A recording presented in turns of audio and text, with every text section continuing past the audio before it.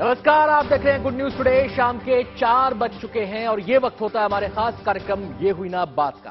तो बात ऐसी हो जो सीधे आप तक पहुंचे, मुद्दे ऐसे हो जो सीधे आपसे जुड़े हों। अक्सर खबरों के शोर में हमारे आपके काम की बातें पीछे छूट जाती हैं, कुछ बदलने की हमारी कोशिशें अधूरी रह जाती हैं। तो कुछ नए अंदाज में कुछ कहने, कुछ सुनने और बहुत कुछ समझने की कोशिश करेंगे। इस शो में बात ऐसी होगी कि आप भी कहेंगे ये हुई ना बात।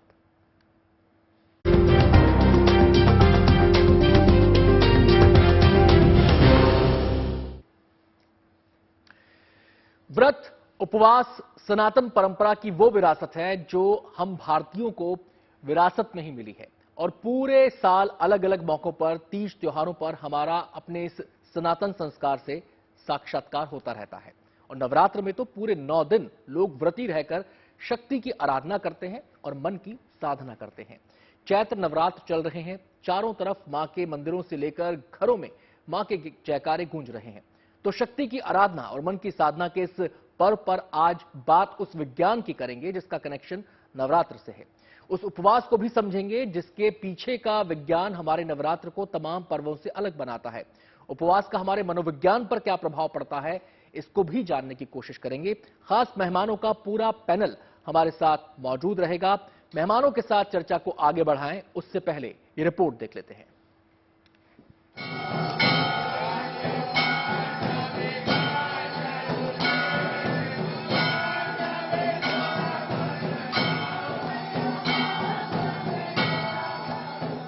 मंदिरों में लगी ये लंबी लंबी कतारें बता रही हैं कि इस उत्सव की जड़ें हमारे भीतर कितनी गहरी हैं। दरअसल नवरात्र केवल आस्था का पर्व नहीं है, ये हमारे संस्कारों और हमारे विचारों, मनोभावों की शुद्धि का यज्ञ भी है।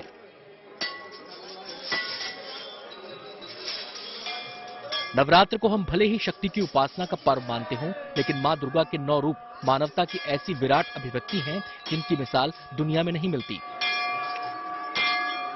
मां का शैलपुत्री रूप जहां भक्तों को सत्य पर अडिग रहने की शक्ति देता है, तो मां का ब्रह्मचारिणी रूप भक्तों को संयम की सीख देता है।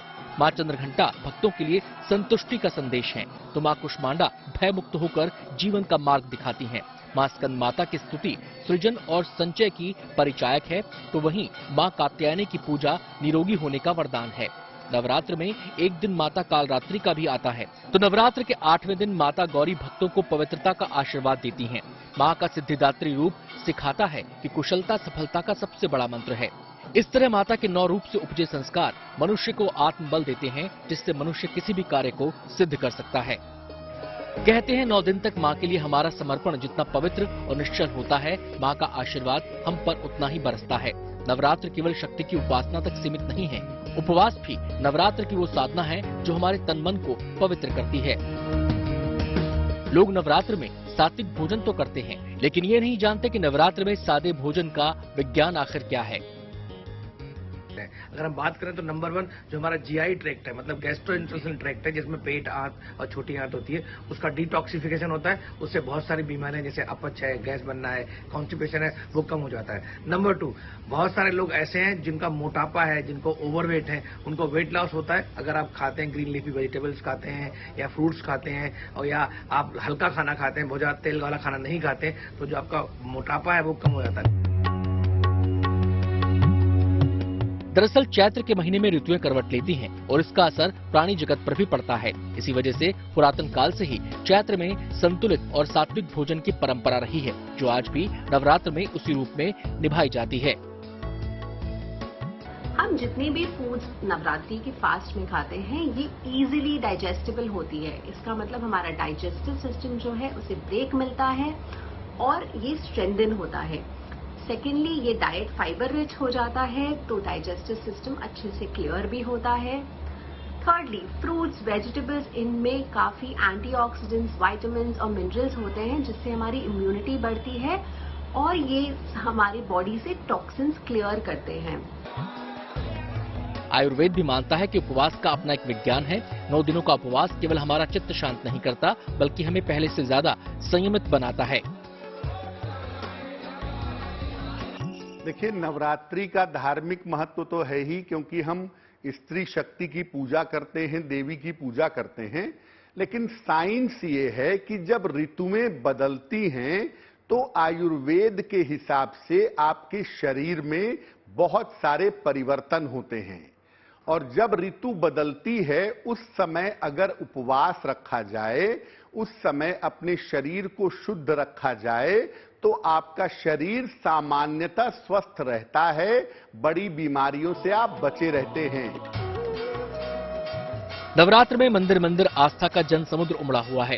लोग भक्तिभाव से झूम रहे हैं। शक्ति की उपासना का पर्व पूरे देश में धूमधाम से मनाया जा रहा है, लेकिन उत्सव के इस आनंद के बीच ये समझना जरूरी है कि हमारे त्योहार आखिर हमसे कहना क्या चाहते हैं।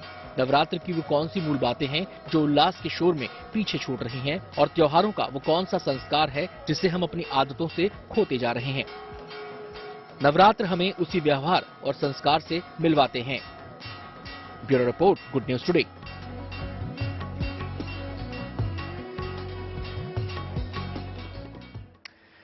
साधना, संयम, संकल्प और सत्कर्म, नवरात्र सब कुछ खुद में समेटे हुए है। तमाम पहलुओं पर विस्तार से बातचीत होगी। खास मेहमानों से परिचय आपका करवा दें। डॉक्टर अंशुमान कुमार हमारे साथ मौजूद हैं, जो कि डायरेक्टर हैं धर्मशिला हॉस्पिटल के। बहुत बहुत स्वागत है डॉक्टर साहब आपका। इसके अलावा डॉक्टर शिखा शर्मा हमारे साथ मौजूद हैं, जो कि आहार विशेषज्ञ हैं। उनसे भी बातचीत को आगे बढ़ाएंगे।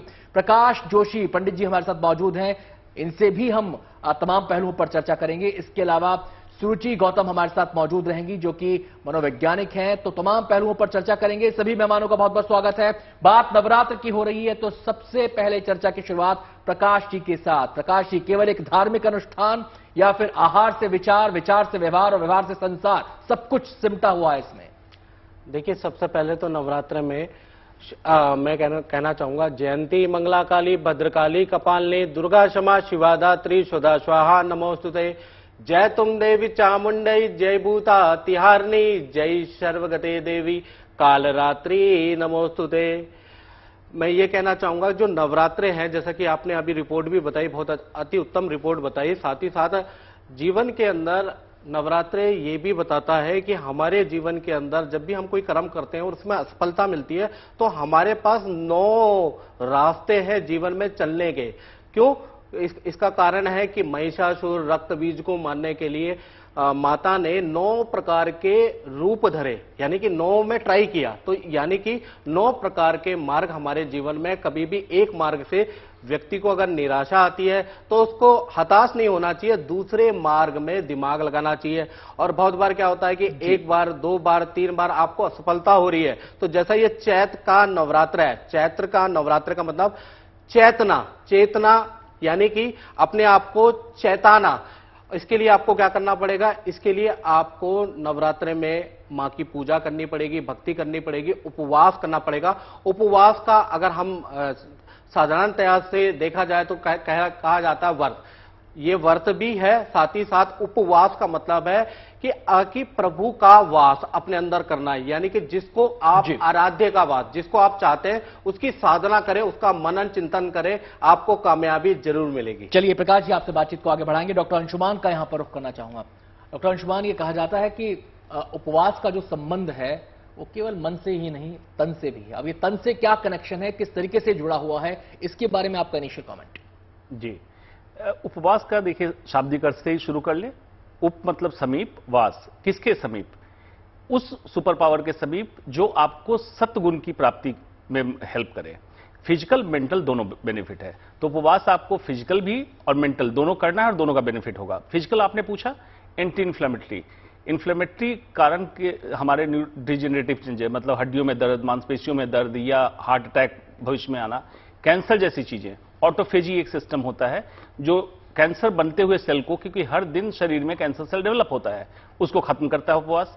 हाइड्रेशन प्रॉपर होता है, मॉलिक्यूलर लेवल पे जो फैट एक्स्ट्रा जमा है उसका डिस्ट्रक्शन होगा जी। जो एक्सेसिव सॉल्ट लेते हैं, जो over a period of time hypertension की शिकायत, हार्ट अटैक की शिकायत कराता है, ये कम होगा। और माना गया है प्री डायबिटिक, इसका प्रूफ भी आ गया, प्री डायबिटिक स्टेट में अगर सही तरीके से उपवास करें तो रिवर्स होके आप डायबिटीज में प्रोग्रेस से रोक सकते हैं। तो अनलिमिटेड बेनिफिट है, लेकिन साइंटिफिक तरीके से करना है, मेंटल फिजिकल दोनों उपवास करना है और साइंस के तरीके से करना है, ना कि इतना कर ले कीटोजेनेसिस हो गॉल स्टोन हो जाए, तो उसका भी बैलेंस करें। एक आम धारणा डॉक्टर साहब ये भी तो है कि हम बेसिकली भोजन को हम मात्रा में शायद देखते हैं, एक आम धारणा है भोजन को मात्रा में, कि हमारा पेट फस हो गया तो हम मानते हैं कि पेट भर गया, हमारे शरीर को ऊर्जा मिलेगी। लेकिन क्या ये नहीं है कि शरीर को न्यूट्रिएंट्स चाहिए, शरीर को भोजन का भार नहीं चाहिए? जी बिल्कुल, बिल्कुल ठीक कहा आपने। मात्रा से ज्यादा, जिसको हम क्वांटिटी कहते हैं, क्वालिटी जरूरी है जी। क्वालिटी में न्यूट्रिएंट्स, जैसे आमतौर पे उपवास पे आप ड्राई फ्रूट्स बहुत खा लेते हैं, थोड़े से ड्राई फ्रूट्स एक कटोरी या चावल या रोटी के बराबर हो गया, तो आपने क्वांटिटी कम लिया लेकिन क्वालिटी ले लिया। तो आप न्यूट्रिएंट वैल्यू देखिए, कार्बोहाइड्रेट कितना है, प्रोटीन, फैट, माइक्रोन्यूट्रिएंट्स, एंटीऑक्सीडेंट की मात्रा कितनी है, उसी हिसाब से आपको फाइबर चाहिए ताकि कॉन्स्टिपेशन ना हो, आंत की सफाई रहे, और उसी हिसाब से हाइड्रेशन चाहिए। आमतौर पे लोग जूसेस बहुत ले लेते हैं, खासकर पैक्ड जूस, जो कि हानिकारक है, फायदा नहीं है उसका। नॉर्मल पानी लीजिए, हाइड्रेट हो और शरीर से टॉक्सिन निकलेंगे। चलिए, मैं डॉक्टर शिखा शर्मा का यहां पर रुख करना चाहूंगा, जो कि पेशे से आहार विशेषज्ञ ही हैं, और उपवास के दौरान जिन चीजों के सेवन की बात डॉक्टर शिखा कही जाती है, वो कैसे हमारे शरीर को तंदुरुस्त रखते हैं, कैसे हमारे शरीर में एक सकारात्मक परिवर्तन लेकर आते हैं, एक ऊर्जा लेकर आते हैं, इसके बारे में बताइए। देखिए, पहली बात, उपवास में पानी का एक बहुत बड़ा रोल है। यानी हमारा जो शरीर है वो 2/3 पानी ही है। तो जो आप पानी पिएंगे वो इम्पोर्टेंट है कि आपको पूरे उपवास में निर्जल नहीं रहना है, आपको पानी के साथ उपवास करना है, ताकि आपका जो बॉडी है हाइड्रेट हो, रीसेट हो। दूसरी चीज जो बहुत इंपॉर्टेंट है कि नॉर्मली हमने देखा है कि लोग जो अनाज बहुत खाते हैं, मतलब पूरे साल सिर्फ अनाज लेते हैं, उपवास में जब आप अनाज से हटते हैं, आप फल लेते हैं, आप जो अनाज रहित, जो जिसको सूडो सीरियल्स कहते हैं, जैसे कुट्टू है, जैसे सामक के चावल हैं, इन सब चीजों को लेते हैं, तो आपकी बॉडी को रेस्ट मिलता है, आपके लिवर को रेस्ट मिलता है। और आपके लिवर को अगर रेस्ट नहीं मिलेगा तो आपकी बॉडी को हील नहीं कर पाएगा। ये बहुत इंपॉर्टेंट है। तीसरी चीज बहुत इंपॉर्टेंट है, डिसिप्लिन। क्या है कि हम नॉर्मली कभी भी कुछ भी खा लेते हैं, रात के 12 बजे भी खा लिया, सुबह खाया नहीं खाया, 12 आफ्टरनून तक कुछ भी नहीं खाया। उपवास में एक डिसिप्लिन और एक नियम का आता है। और एक और चीज जो बहुत इंपॉर्टेंट, कंटिन्यूटी है उसके अंदर, कि शुरुआत से लेकर और शाम तक उपवास खोलने तक एक कंटिन्यूटी है, बॉडी को एक सम लेवल पे हम रख रहे हैं, उसमें समता विषमता नहीं है। बिल्कुल।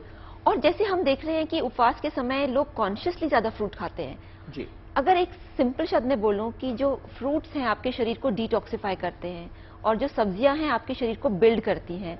और जैसे हमको पता ही है कि जितने भी आप नेचर में देखें, सबसे स्ट्रॉन्ग एनिमल्स, आप ऑक्स देख लीजिए, यानी बफेलो देख लीजिए, हाँ, क्योंकि वो वेजिटेबल्स आपके शरीर को बिल्ड करेगा। और ये चीज बहुत कम लोगों को ज्ञान होता है। उनको लगता है जब तक हमने नॉन वेज नहीं खाया, जब तक हमने खूब सारा प्रोटीन नहीं खाया, तब तक हम साइकिल में तो कहा ही जाता है शिखा जी कि जितना फूड साइकिल में बैरियर्स आते जाएंगे, जितने प्राणी आते जाएंगे, उतना ही एनर्जी लेवल कम होता जाएगा उस फूड का। Absolutely. जी, जितना डायरेक्ट आप इंटेक करेंगे उतना ही ज्यादा एनर्जी आपको मिलेगी। बिल्कुल। तो जो एक सात्विक का मतलब है कि वो एनर्जी, वो ऊर्जा आपको जो बाकी आपके जो इमोशनल इश्यूज हैं उनको बैलेंस करेगा। आप एक छोटा सा एक्सपेरिमेंट करें, आप एक दिन, किसी भी दिन आप नमक के रहित खाना खाइए, उस दिन आप शांत रहेंगे, आपको जो एंगर है वो बहुत कम आएगा। तो ऐसे एक तरह का आप कह सकते हैं, ये 9 दिन अपने शरीर पे फोकस कीजिए, अपनी कॉन्शियसनेस को वापस अपने शरीर पे लाइए, और आप देखेंगे कि वो शरीर आपका कितना हीलिंग मोड में चला जाएगा। मैं आपके पास लौटता हूं शिखा जी, हम सीधे यहाँ पे रुक करना चाहेंगे सुरुचि जी का, जो कि मनोवैज्ञानिक हैं पेशे से, उनसे हम बातचीत करेंगे। सुरुचि जी, एक आम कहावत है हमारे समाज के अंदर, जैसा खाया अन्न वैसा हुआ मन। तो मैं आपसे जानना ही चाहता हूं कि आहार हमारे विचार को और उसके आखिर में हमारे व्यवहार को, यानी कि मनोवैज्ञानिक तरीके से कैसे प्रभाव डालता है? क्या इसका कोई कनेक्शन होता है? जी, इसका सीधा सीधा संबंध होता है हमारे शरीर, मन, तन और हमारे भोजन का। जैसे कहा गया है, जैसा तन वैसा मन, जैसा वन वैसा स्वभाव, जैसा स्वभाव वैसे कर्म, जैसे कर्म वैसा जन्म। अब जब हम नवरात्रि का ये उत्सव मनाते हैं, तब हम एकदम सात्विक खाना खाते हैं। सात्विक खाना खाने के कारण क्या होता है कि हमारे शरीर में एक तरीके का, एक प्रकार का शुद्धिकरण हो जाता है जी। इससे हमारी 5 इंद्रियां ये एक संतुलन में आ जाती है। हम एक नियम को फॉलो करते हैं, हम एक नियम के साथ उठते हैं, बैठते हैं, सोते हैं, पूजा पाठ करते हैं, इसके कारण फिर से हमारे मन के ऊपर इसका सीधा असर हो जाता है। हम कम झगड़ा करते हैं, तामसिक खाना कम खाएंगे तो तामसिक स्वभाव कम होगा, इसका सीधा प्रभाव हमारे स्वभाव के ऊपर भी आ जाता है जी, हमारी खुशी पर भी आ जाता है। इतना ही नहीं, जब ये सब चीज संतुलन में आ जाती है, डिटॉक्सिफिकेशन जैसे डॉक्टर मैडम ने कहा हो जाता है, वैसे ही हमारे शरीर में एंजाइम्स जो होते हैं, जैसे डोपामिन कहिए, सेरोटोनिन कहिए, अलग अलग जो हमारे एंजाइम्स होते हैं वो भी एक तरीके से बैलेंस के अंदर जी, उनका निर्माण होता है, और इसके कारण जो हमारा डिप्रेशन या स्ट्रेस होता है उसमें भी कंट्रोल आता है। जी। मनोविज्ञान में एक और टर्म आती है मूड स्विंग्स। ये साधारण जीवन में बहुत आम है और बहुत कुछ लोगों को बहुत जल्दी जल्दी होते हैं, कुछ लोगों को अंतराल पे होते हैं। क्या इसका भी खाने से संबंध होता है? क्या इस पर भी रोक लग सकती है इस दौरान? जी, ये हो सकता है जी, क्योंकि क्या होता है, जैसे अभी एक सीधा सीधा मैं आपको एक चीज बता देती हूँ कि आपकी जो साधारण जिंदगी है, आप सुबह उठेंगे, उठ करके बस हमें काम धंधे पे जाना है, हमें हमारी जीवन शैल किसी भी प्रकार से पूर्ण करनी है। लेकिन जैसे ही नवरात्रि के उपवास के अंदर आप कदम रखते हैं, आप चरण रखते हैं, आप क्या करते हैं, आप सुबह उठते हैं, आप पूजा पाठ की तरफ जाते हैं, आपकी जिंदगी की शैली ही बदल जाती है। आपके घर में एक धूप होता है, दिया होता है, अलग तरीके का एक माहौल खड़ा हो जाता है। तो यानी कि तो तन इससे के साथ साथ उपवास के दौरान मन पर भी सकारात्मक प्रभाव पड़ता है। इसको और विस्तार से आपको समझेंगे। मैं सीधे यहाँ पर डॉक्टर अंशुमान का रुख करना चाहूंगा। डॉक्टर साहब, आहार में हमने अपना सात्विक भोजन लिया है हम 9 दिन के लिए, लेकिन सवाल यह है कि 9 दिन के बाद लोग इसे सोचते हैं कि एक दायरा था 9 दिन का, वो अब टूटा है और उसके बाद फिर से उसमें लौट जाते हैं। तो इसका विस्तार करना जरूरी है। और ये 9 दिन का इम्पैक्ट कब तक रहता है? अगले दिन मान लीजिए 9 दिन के बाद आपने तमाम पहले वाले रूटीन में अगर आप आ गए तो ये 9 दिन का इम्पैक्ट रहता है कायम? देखिए, ऋतुचर्या के हिसाब से ऋतु बदलने के समय ही इस तरह के फेस्टिवल रखे गए जिसमें उपवास का ध्यान रखा गया। इसलिए किया गया कि ऋषि मुनि अष्टांग योग का पालन करते थे, जिसमें यम, नियम, आसन, प्राणायाम, प्रत्याहार, धारणा, ध्यान, समाधि। तो पूरे साल ऐसे चल रहे हैं जिसमें यम नियम में भोजन पे खास करके बहुत ध्यान दिया गया। लेकिन अगर आप 9 दिन कर रहे हैं वापस से उसी रूटीन, या जिसको हम कहते हैं रिबाउंड फिनोमिनॉन, अभी आपने फास्ट किया, इसके बाद बहुत ज्यादा खाना खा लिया कि फास्ट किया था, वजन कम हो गया और डाइट बढ़ा लिया, इसका बेनिफिट 48 घंटे के बाद खत्म होना चालू हो जाएगा। मतलब मॉलिक्यूलर लेवल पे, एंजाइम के लेवल पे ये चेंजेस वापस आने लगेंगे और कुछ लोग वेट पुट ऑन कर सकते हैं, हाइपरटेंशन भी हो सकता है, डायबिटीज अनकंट्रोल हो जाता है या शुरू हो जाता है। तो ध्यान ये देना है कि शुरुआत इसको माने और इसके बैलेंस फॉर्म में आप इसको कैरी ऑन करते रहें। और इसका फॉर्मूला बड़ा सिंपल है, भगवान की रसोई का खाना खाएं। जो आपने बात कही कि डायरेक्ट जो खाना आपको मिलता है, फल फूल सब्जियां, इंसान की रसोई का खाना दूसरा है जो आप घर में पकाते हैं। शैतान की रसोई का खाना छोड़ दें, जो पैक्ड और प्रोसेस्ड फूड है उसको शैतान की रसोई में कहता हूं। आप थ्रू आउट इसी को फॉलो करें, मन के लिए भी वही उपवास करें, आप स्वस्थ रहेंगे। मैं शिखा जी का यहाँ पे रुक करना चाहूंगा। शिखा जी, खाने के बारे में एक बात जैसे अंशुमान जी कह रहे थे, अब मान लीजिए खाना हम 9 दिन हमने उपवास रखा, हमने सात्विक भोजन किया, ये एक पूरा प्रोसेस है जो पहले दिन से शुरू होता है 9 दिन तक चलता है। अब मान लीजिए हम अपने 9 दिन के बाद जब हम अपने साधारण जीवन में लौटते हैं, क्या ये अचानक से उस शरीर पर राजसिक भोजन का, तामसिक भोजन का बोझ अगर हम लाद दें तो ये कितना हानिकारक हो सकता है? आपको मैं एक छोटा सा एग्जाम्पल देती हूँ कि एज डॉक्टर जब हम बीपी मेडिसिन को वीन ऑफ करते थे तो हमें ये पढ़ाया गया कि एकदम से आप ब्लड प्रेशर की मेडिसिन को घटा भी नहीं सकते और बंद तो बिल्कुल नहीं कर सकते। वो रिबाउंड ब्लड प्रेशर एकदम हिट करेगा और वो कैसे भी हिट कर सकता है। तो अगर ब्लड प्रेशर की एक मेडिसिन ऐसे रिएक्ट करती है तो अपने पूरे 9 दिन अपने बॉडी को रीसेट किया है और एकदम से आप नेक्स्ट डे शुरू कर दें heavy fried food, non veg, alcohol, तो आपका पूरा जो बॉडी है, आपका पूरा जो सिस्टम है अंदर का, वो पूरा हिल जाएगा।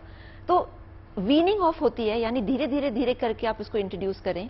And in fact I would say कि जो आपको बेनिफिट्स मिले हैं, अगर आप उसको लॉन्ग टर्म करना चाहते हैं जी, तो आप उसकी कोई एक चीज जो आपको पसंद आई हो पूरे 9 दिन में, एक चीज रिपीटिशन में डालिए, यानी हर हफ्ते या हर 15 दिन में उसको रिपीट जी। कीजिए, बिकॉज ये हैबिट सेटिंग का भी समय होता है।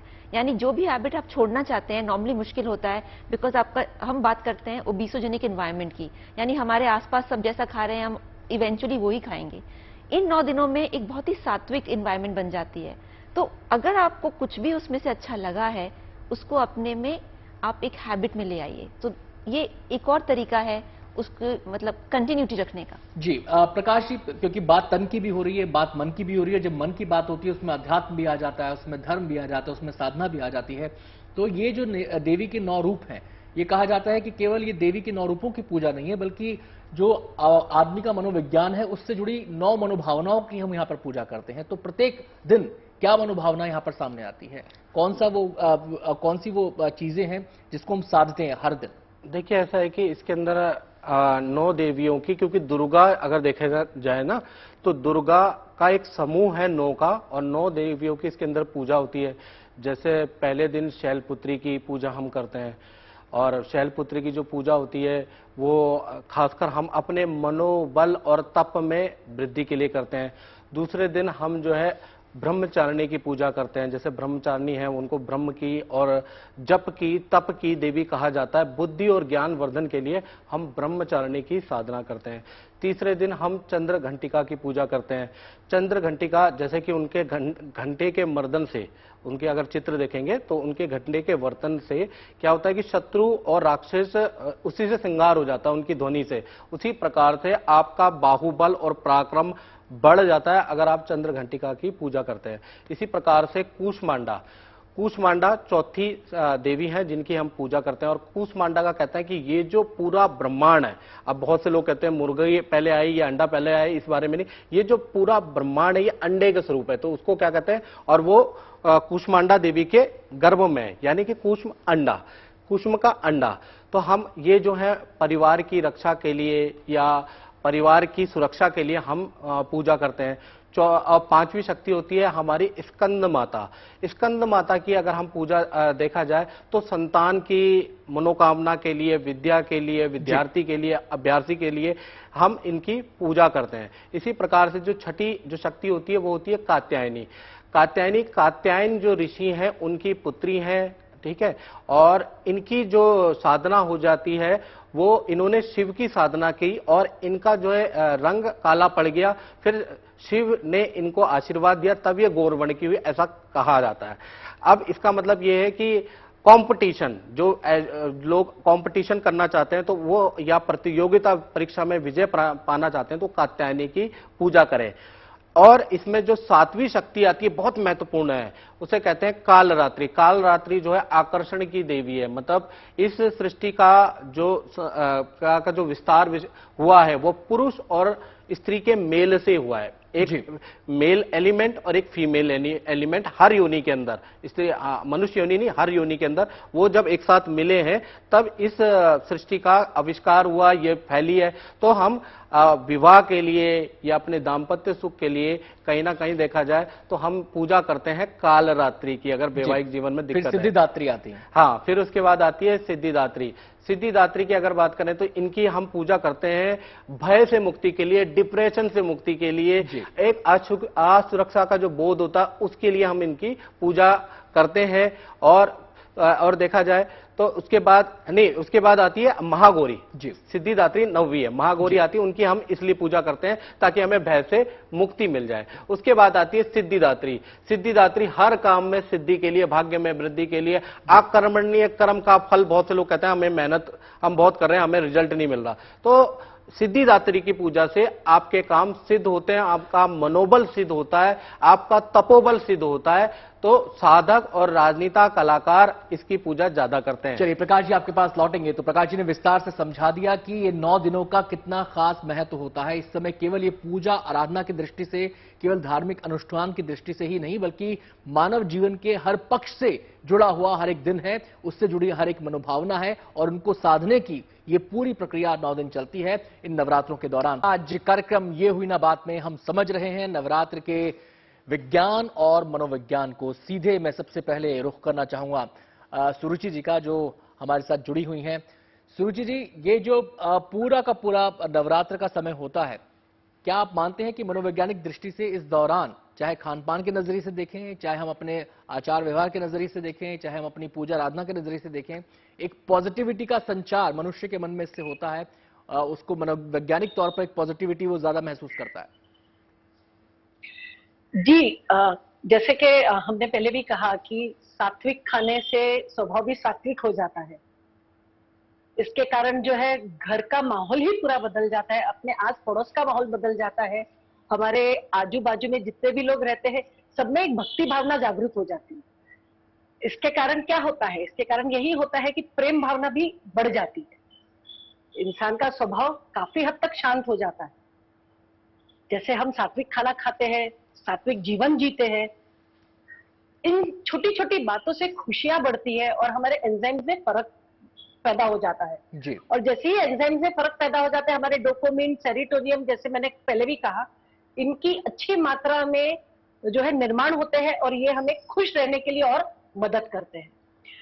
एक और चीज देखी गई है कि जैसे अभी जब भी नवरात्रि का मौसम आता है, मतलब ये मूड बूस्टर का काम करते हैं, जिसके लिए सप्लीमेंट्स दिए जाते हैं, अगर कोई इससे पीड़ित हो तो ये मूड बूस्टर का काम करते हैं ये 9 दिन।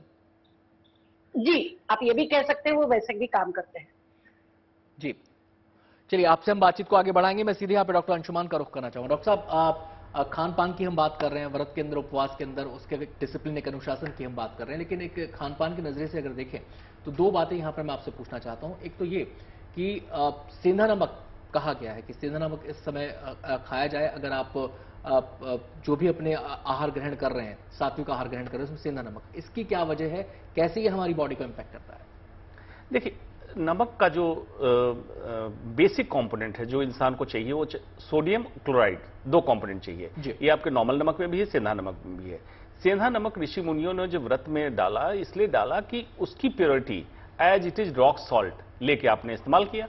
बाकी जो नमक है प्रोसेस होके कहां से रिट्रीव हुआ, कहां प्रोसेस हुआ, किस तरह से हुआ, शुद्धता कितनी रही, इसकी जानकारी नहीं थी। लेकिन विज्ञान आयोडीन सप्लीमेंट के कारण हिंदुस्तान में ग्वाइटर की समस्या बढ़ी थी, इसलिए आयोडीन सप्लीमेंटेड नमक को ही थ्रू आउट द ईयर कहता है। व्रत में प्योरिटी के माध्यम, प्योरिटी को ध्यान में रखते हुए आप सेंधा नमक का इस्तेमाल कर सकते हैं। जी, मतलब ये 9 दिन तो करना ही है, लेकिन क्या आजकल ये भी तो है कि मिक्स मैच किया जाए कि कभी व्हाइट सॉल्ट खा लिया आपने, कभी रॉक सॉल्ट खा लिया, कभी काला नमक खा लिया, कभी सेंधा नमक खा लिया, तो ये भी क्या शरीर की दृष्टि से सही है? बिल्कुल, ये जो आपने बात कही, मिक्स मैच थ्योरी फूड में काफी हद तक आ चुकी है, जिसमें नमक भी एक है, शुगर की मात्रा, जिसमें नॉर्मल शुगर को रिप्लेस कर रहे हैं वो ब्राउन शुगर, जैगरी, गुड़ से, शक्कर से, इस तरह से सेंधा नमक, काला नमक और नॉर्मल नमक, इसको मिलाने से आयरन, मैग्नीशियम, कैल्शियम के सॉल्ट भी साथ में चले जाएंगे। तो mix match theory better theory है। दूसरी बात कि रीजनल चीजों पे ध्यान दें आप और सीजनल चीजों पे ध्यान दें। रीजनल खाएं, सीजनल खाएं। बेवजह कीवी फ्रूट विदेश से मंगवा के नवरात्रे में खाने की जरूरत नहीं। जो आपके देश में, आपके हिस्से में फल होता है, मौसमी फल होता है, उस पर ध्यान दें। चलिए मैं सीधा शिखा जी का यहाँ पर रुख करना चाहूंगा। शिखा जी, बात हम सात्विक खाने की करते हैं और सात्विक खाने के अंदर जो आहार हम शामिल करते हैं, या जिसको आपने सूडो ग्रेन्स कहा था, उसमें कूटू का आटा आ गया, सामक के चावल उसमें आ गए, सिंघाड़े का आटा उसमें आ गया, ये तो हुआ सात्विक खाने का हमारा हिस्सा। लेकिन जब इसकी प्रिपरेशन राजसिक और तामसिक खाने जैसी हो जाए, खासकर राजसिक खाने जैसी हो जाए, तो क्या इसका उतना ही लाभ मिलता है, वो लाभ खत्म हो जाता है? आपने बिल्कुल सही पूछा, ये उनका लाभ फिर खत्म हो जाता है। जैसे मिसाल के तौर पे अगर आप बहुत ही गाढ़े दूध में आप खीर बना रहे हैं और उसमें चीनी डाल रहे हैं और फिर आप उसको फ्राइड पकौड़ी खा रहे हैं, तो ये सारी जो चीजें हैं ये आपको फिर वही उत्तेजित करेंगी जो आपको बाकी दिन उत्तेजना मिलती है, या जो एक इम्बैलेंस मिलता है, गैस होती है, एसिडिटी होती है। मेरे हिसाब से अगर मैं आपको एक प्रैक्टिकल एक डाइट चार्ट बताऊं सुबह से शाम तक का, जब आप सुबह उठें तो एक काढ़ा अपना बनाएं, जिसके अंदर जैसे जो काढ़ा है उसमें तुलसी है या उसमें इलायची है, उसमें सौंफ है, तो वो काढ़ा आपको डिटॉक्सिफिकेशन का प्रोसेस शुरू करेगा। उसके बाद आप सुबह फल खाएं, फ्रेश फ्रूट खाएं, और फ्रेश फ्रूट के बाद अगर जैसे आपको कोई और भी चीज चाहिए तो थोड़े से, जैसे आपने 4-5 भिगे हुए बादाम खा लिए। उसके बाद लंच में आप जैसे खीरा है या इस तरह की जो भी वेजिटेबल्स आप अपने रिचुअल में खाते हैं वो आप खा सकते हैं। उसके साथ आप जैसे खिचड़ी है वो खिचड़ी आप खाएं, और शाम को जैसे थोड़ा सा मूंगफली खा लिया या मखाना खा लिया। कुछ चीजें जो नहीं करनी चाहिए, जैसे दूध की बनी हुई चीजों को फलों के साथ नहीं खाना चाहिए। सब्जी की बनी हुई चीजों को दही के साथ नहीं खाना चाहिए। दही और दूध अकेले या अपने अंतराल में खाना चाहिए। और एक जो इम्पोर्टेंट चीज है कि चीनी भी अगर कोशिश करें ना खाएं, थोड़ा सा उसमें जैसे गुड़ डालना है या किशमिश डालनी है, चीनी से भी परहेज रखें तो आपका अच्छा व्रत हो जाएगा। मतलब बॉडी की जो न्यूट्रिशियस वैल्यू है, उसकी जो रिक्वायरमेंट है, उसके ऊपर ज्यादा ध्यान दें बजाय कि इसके ऊपर की स्वाद पर ज्यादा ध्यान दें हम। चलिए हम सीधे यहाँ पर पंडित जी का रुख करेंगे। पंडित जी, नवरात्र वैसे तो गुप्त नवरात्र को अगर शामिल कर लिया जाए तो 4 नवरात्र हो जाते हैं, लेकिन जो आम जनजीवन में जो हम सामान्य गृहस्थ लोग नवरात्र का पालन करते हैं वो 2 हैं, चैत्र में और शारदीय नवरात्र। अब लोगों के मन में ये कई बार ये सवाल आते हैं कि आखिर इन दोनों में अंतर क्या है, इसके अंदर क्या विधि विधान में कुछ अंतर है या फिर इसके अंदर पूजा पाठ में कुछ अंतर है, इसको जरा समझाइए, या सब कुछ वैसा ही है, सेम है? देखिए, एक 2 तरह के नवरात्रे हैं। पहला तो मैं बताना चाहता हूं कि दोनों समय पे आप ध्यान से देखेंगे, चाहे चैत्र हो चाहे आश्विन के हो, तो दोनों में ऋतुएं चेंज होती हैं जी। तो वो जो 9 दिन होते हैं वो बहुत क्रिटिकल होते हैं आपके पेट के लिए, आपकी बॉडी के लिए, आपके मनोस्थिति के लिए।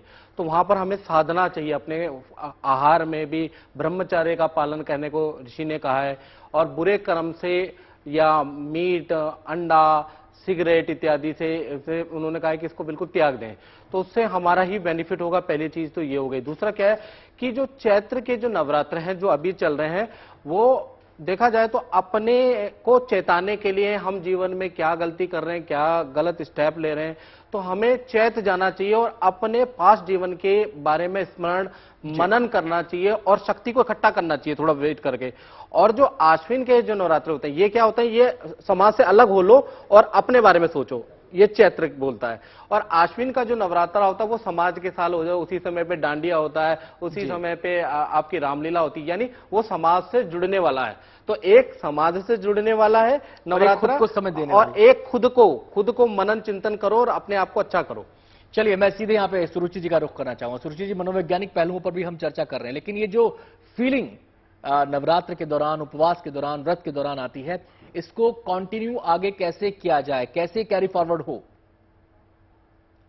इसको कैरी फॉरवर्ड करने का एक ही तरीका है, माइंडफुलनेस और प्रैक्टिस जी। सिर्फ 9 दिन भगवान की पूजा नहीं कीजिए, 9 दिन ये सात्विकपना नहीं कीजिए, इसको आप कैरी फॉरवर्ड कीजिए। आप जैसे कि ध्यान करते हैं, मेडिटेशन करते हैं, ये मेडिटेशन का सीधा सीधा असर हमारे सबकॉन्शियस, कॉन्शियस और अनकॉन्शियस माइंड से भी हो जाता है। तो ये जो आप कुछ भी नहीं कीजिए, आप दिन में जो आपकी प्रक्रिया है उसके अंदर एक 10 मिनट का आप माइंडफुलनेस, यानी कि जो भी आप काम करते हैं उसके अंदर फुल कंसंट्रेशन करके कीजिए। एक ये छोटी छोटी जो आपकी स्टेप्स है लाइफ की, आप इसको फॉलो करेंगे तो ये आपका चीज ऑटोमेटिकली कंटिन्यू हो जाएगा सर।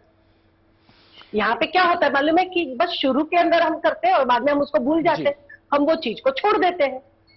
तो इसको एक प्रैक्टिस में डालना बहुत जरूरी है। बहुत बहुत शुक्रिया सुरुचि जी, विस्तार से मनोवैज्ञानिक पहलुओं को समझाने के लिए। पंडित जी का भी शुक्रिया अदा करेंगे, डॉक्टर अंशुमान का भी शुक्रिया, और शिखा जी आपका भी बहुत बहुत शुक्रिया। तो उम्मीद करते हैं कि नवरात्र, उपवास, व्रत को लेकर आपके मन में जो जो बातें थी, धार्मिक दृष्टि से, वैज्ञानिक दृष्टि से, मनोवैज्ञानिक दृष्टि से, उनका काफी हद तक निवारण हुआ होगा, समझ पाए होंगे आप इसका महत्व, इसका संदेश, इसका संकेत क्या है। हमारे इस खास कार्यक्रम में इतना ही।